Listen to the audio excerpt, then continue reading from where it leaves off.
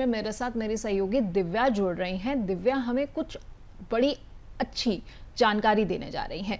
देखिए दिव्या हमें बताने जा रही हैं कि कपल्स के लिए ना जब फाइनेंस की प्लानिंग होती है या वो फाइनेंशियल प्लानिंग करते हैं तो उनको कुछ ऐसे सवाल हैं वो आपस में एक दूसरे से ज़रूर पूछने चाहिए, उनको समझना चाहिए इन सवालों के ज़रिए एक दूसरे को। तो क्या वो सवाल हैं जिनसे ये पता लग सकता है कि आपकी फाइनेंशियल सोच मिलती है या नहीं है, ये दिव्या से जानते हैं। जी बिल्कुल पल्लवी जी, जैसा कि आप भी कह रही हैं, जैसा कि अल्पा मैम ने भी कहा और हम लगातार अपने दर्शकों को समझाने की कोशिश करते हैं कि आपके लव लाइफ गोल्स, आपके मैरिड गोल्स, आपके ट्रैवल गोल्स तो मिलने ज़रूरी हैं ही, लेकिन आपके फाइनेंशियल गोल्स मिलने भी बहुत ज़्यादा ज़रूरी हैं। और आज 7 वो कौन सी चीज़ें हैं, वो टिप्स हैं या फिर वो सवाल हैं जो आप अपने पार्टनर से ज़रूर पूछिए। आप अपनी शादी से पहले या शादी के इनिशियल स्टेज में ही आपको ये चीज़ें फाइनेंशियल तौर पर क्लियर कर लेनी चाहिए। देखिए नंबर 1, अगर सबसे पहली चीज़ मैं आपको बताऊं तो क्या आप पैसों की बात बिना झिझक के कर सकते हैं। कई बार क्या होता है, कपल में से दोनों में से कोई एक शख्स या फिर कई बार दोनों शख्स जो है बहुत झिझकते हैं पैसों से रिलेटेड बात करने में। कहाँ कितना खर्चा करना है, खर्चा किसको करना है, दोनों लोगों में से ये चीज़ें आमतौर पर आड़े आती हैं। लोग ओपनली पूछते नहीं हैं, ये सोचते हैं कि कहीं सामने वाला ये ना समझे कि हमारे पैसों पर आपकी नज़र है, लेकिन ऐसा नहीं है। जब आप किसी रिश्ते में बंधते हैं तो आपको कोई भी बात बिना झिझक के पहले ही क्लियर कर लेनी चाहिए, और खासकर कि जब बात पैसों की हो, क्योंकि पैसों से ही घर चलता है, गृहस्थी चलती है। इसके अलावा अगर नंबर 2 पर मैं आपको बताऊँ तो क्या आपके लॉन्ग टर्म वित्तीय लक्ष्य एक जैसे हैं। एक दूसरे से ये क्लियर करना भी बहुत ज़रूरी है कि क्या आपके जो लॉन्ग टर्म गोल्स हैं, आगे जाके आप क्या करना चाहते हैं, क्या खरीदना चाहते हैं, निवेश किस लिए करना चाहते हैं, क्या वो गोल्स आपके मिलते हैं। मान लीजिए आप पैसे जोड़ रहे हैं ट्रैवल के लिए और आपका जो पार्टनर है वो पैसे जोड़ रहा है घर खरीदने के लिए। अब ये जो दोनों गोल्स हैं बहुत ज़्यादा अलग हैं, आपकी प्रायोरिटी अलग है, पार्टनर की अलग है, फिर आगे जाके इन चीज़ों को लेकर क्लैशेस होते हैं, इसलिए पहले ही क्लैरिटी रखनी चाहिए। नंबर 3 पर अगर आपको बताएं तो क्या आपकी बचत और खर्च करने की आदतें मिलती जुलती हैं। दोनों में से, एक कपल में से दोनों में से कौन ज़्यादा बचत करता है, कौन कहाँ कितना खर्च करता है, कोई ज़रूरत से ज़्यादा फालतू चीज़ों पर तो खर्चा नहीं करता है, कोई बचत ज़रूरत से ज़्यादा तो नहीं करता है। कई बार ऐसा भी होता है कि लोग बचत बहुत ज़्यादा करते हैं और जहाँ पर खर्चा करना भी चाहिए वहाँ कुछ ज़्यादा ही संकुचित तरीके से खर्चा करते हैं। तो ये चीज़ें आप दोनों के बीच में बहुत ज़्यादा क्लियर हो जानी चाहिए पहले ही। इसके अलावा आगे बढ़ें तो आपको बताएं, क्या आप दोनों एक दूसरे के कर्ज के बारे में जानते हैं। ये बहुत ज़रूरी है, ये हम आपको पहले भी बता चुके हैं कि एक दूसरे के क्या लोन्स चल रहे हैं, लोन्स की रीपेमेंट हुई है नहीं हुई है, कितनी बाकी है, कितना ईएमआई कटता है महीने का, ये सब आपको अपने पार्टनर के बारे में पता होना चाहिए, क्योंकि आगे जाकर जब एक मंथली बजट आप बनाएंगे अपनी गृहस्थी का तो उसमें ये सब फैक्टर्स जो हैं बहुत ज़्यादा इफेक्ट करेंगे। इसके अलावा आगे बढ़ें तो क्या बजट बनाने का काम दोनों मिलकर करते हैं या सिर्फ एक पार्टनर करता है, ये भी बहुत ज़रूरी है। क्या दोनों ही लोग फाइनेंशियली एक्टिव हैं, मतलब फाइनेंशियल तौर पर सेविंग्स को लेकर एक्टिव हैं, या फिर एक ही शख्स है जो बजट बनाने का काम करता है। अब मान लीजिए एक शख्स ने बजट तैयार कर लिया लेकिन दूसरा शख्स जो है उसके बजट के हिसाब से चल नहीं रहा है, खर्चे उस तरीके से नहीं कर रहा है, तो फिर आगे जाके जो है क्लैशेस होते हैं, पॉइंट ऑफ व्यू अलग हो जाते हैं, लोगों के ओपिनियंस अलग हो जाते हैं। इसके अलावा आगे चलें तो क्या आपने घर के रोज़मर्रा के खर्चों को बांटने के बारे में बातचीत की है। जो डेली के खर्चे होते हैं, कुछ सामान लाना है, कहीं खाना खाने जाना है, कहीं मूवी देखने जाना है, जो इस तरीके के खर्चे होते हैं उनको भी आपको अच्छी तरीके से आपस में बांट लेना चाहिए। आगे बढ़ें तो आपको बताते हैं 7वां क्या चीज़ें जो आपको क्लैरिटी रखनी चाहिए कि आप दोनों ने इमरजेंसी फंड और इंश्योरेंस की ज़रूरतों पर प्लानिंग की है। ये बहुत ज़रूरी पॉइंट है। हेल्थ इंश्योरेंस के अलावा और भी कई इंश्योरेंस हैं जो लेना आपके लिए बहुत ज़रूरी है। टर्म इंश्योरेंस, लाइफ इंश्योरेंस, ये सब चीज़ें आपके लिए ज़रूरी होती हैं कि आपके पार्टनर ने वो ली हैं या नहीं ली हैं। और कहीं सारा पैसा SIPs में या फिर सेविंग्स में ही तो नहीं जा रहा है, ऐसी जगह जो इमरजेंसी पर निकाला ना जा सके। तो इमरजेंसी फंड जो है ये भी एक बहुत बड़ी चीज़ है जो आपको ध्यान देनी चाहिए एक मैरिड लाइफ में या फिर आपके पार्टनर की तरफ से। इसके अलावा आगे बढ़ें तो 8वां सवाल में हम आपको बताते हैं कि आपको उसकी क्या क्लैरिटी रखनी चाहिए।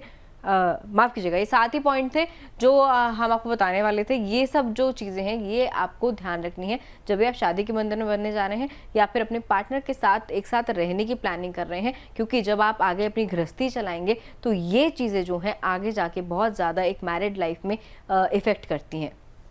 बिल्कुल, बहुत-बहुत शुक्रिया दिव्या। आपने बहुत अच्छे जो हैं वो सवाल जो हैं ये रखे हैं सबके सामने, तमाम दर्शकों के सामने।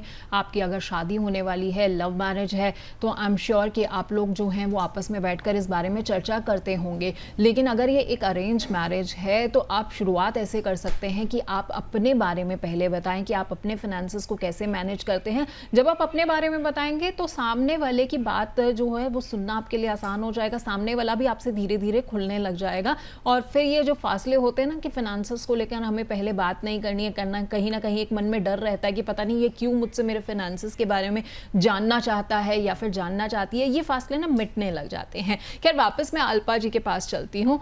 अल्पा जी, पार्टनर अगर फिनेंशियली जो है वो स्ट्रॉन्ग है तो अच्छा रहता है, लेकिन कई बार जो है हमने ये भी देखा है कि फिनेंशियल तौर पर ना गैर जिम्मेदार होते हैं। कमाई बड़ी अच्छी होती है लेकिन उसको लुटाते भी उतनी ही अच्छे तरीके से हैं। बहुत ऐसे शौक होते हैं जैसे कि भाई महंगी महंगी गाड़ियां ले लेना, बड़ी बड़ी ईएमआई चुका कर जो है वो घर में रह रहे हैं, अच्छे अच्छे फ्लैट लिए हुए हैं, या हर साल जो है वो 2-3 विदेशी दौरे करने ज़रूरी हैं। यानी कि जितनी आजकल मैं देखती भी रहती हूँ कि इस तरह के बहुत सारे पोस्ट जो है हमें फेसबुक इंस्टाग्राम पे दिखते रहते हैं कि तनख्वाह बहुत अच्छी है, बहुत ज़्यादा जो है अच्छा पैकेज मिला हुआ है, लेकिन खर्चा जो है वो भी उतना जो है ज़्यादा है। तो ऐसे में अगर कोई किसी का पार्टनर जो है वो फाइनेंशियल तौर पर गैर जिम्मेदार है तो उसे क्या करना चाहिए?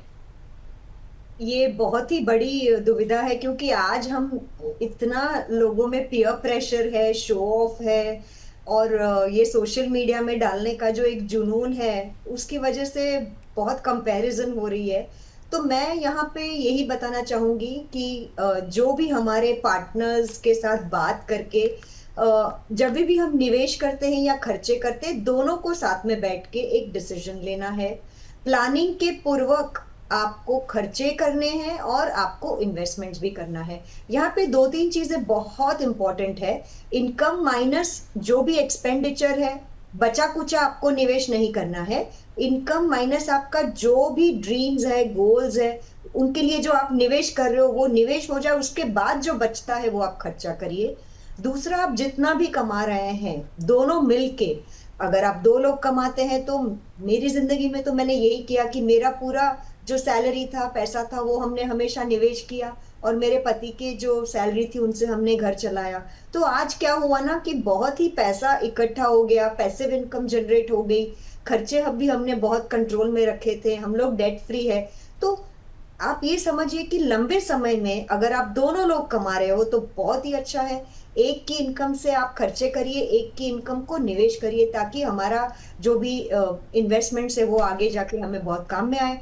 तीसरी चीज जो है, जैसे कि हमने ऑलरेडी समझ लिया है सारी चीजें, कि आपको अपना मेडिक्लेम, टर्म इंश्योरेंस, ये सारी चीजें, nomination, will drafting, succession planning, महिलाओं को तो बहुत ही ज्यादा इंपॉर्टेंट है, क्योंकि अगर उनको ये पता नहीं है तो आगे जाके बहुत दिक्कत हो सकती है।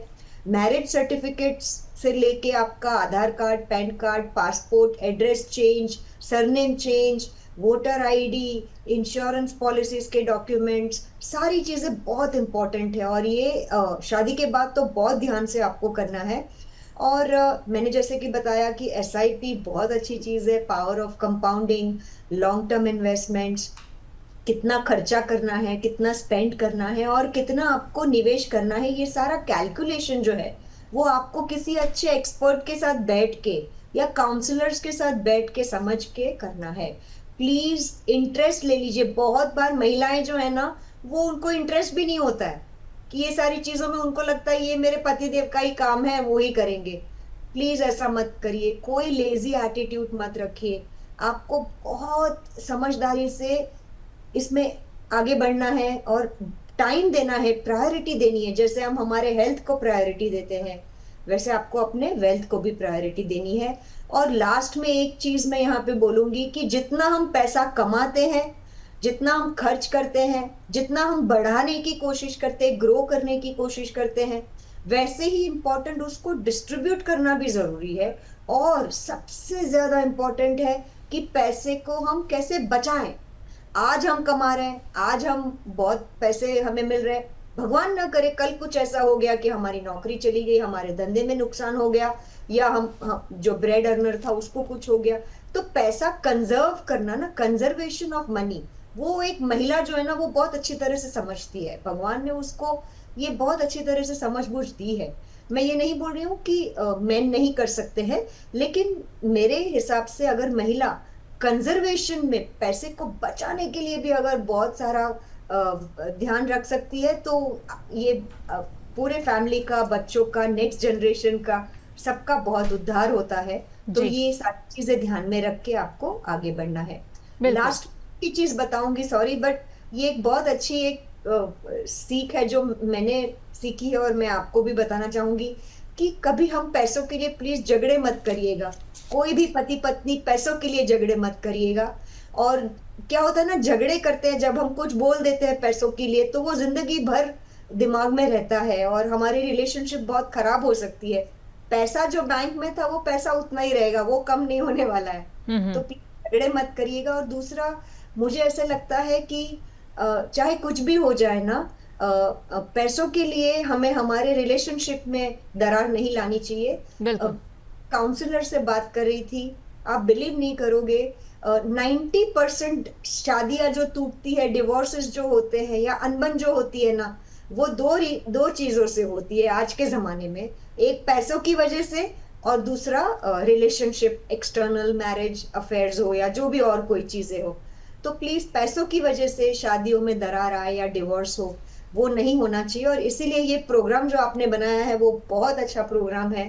मैं ये उम्मीद करती हूँ कि सारी महिलाएं जो हमें सुन रही है इससे काफी सारी चीजें सीखेगी और अच्छी तरह से अपनी जिंदगी बसर कर पाए।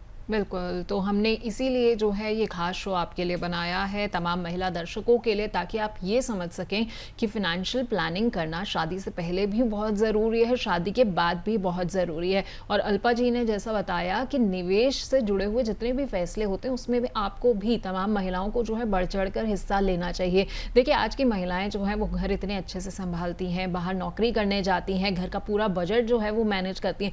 जब आप बजट मैनेज कर सकती हैं तो आप ये भी मैनेज कर सकती हैं कि कहां पर जो है कैसे निवेश करना है, कितना पैसा निवेश करना है, क्योंकि ऐसा जब आप करेंगी तो आगे जाके आपको ये पता होगा कि किसी भी तरह की कोई दिक्कत आती है तो पैसा जो है वो कहाँ पर पड़ा हुआ है, आपको सब कुछ पता होगा। क्योंकि अगर ब्रेड अर्नर नहीं रहता है, जैसा कि अल्पा जी ने बताया, तो कई बार जो होता है वो महिलाएं एकदम भटक जाती हैं, उन्हें समझ नहीं आता कि हम घर के खर्चे कैसे चलाएं।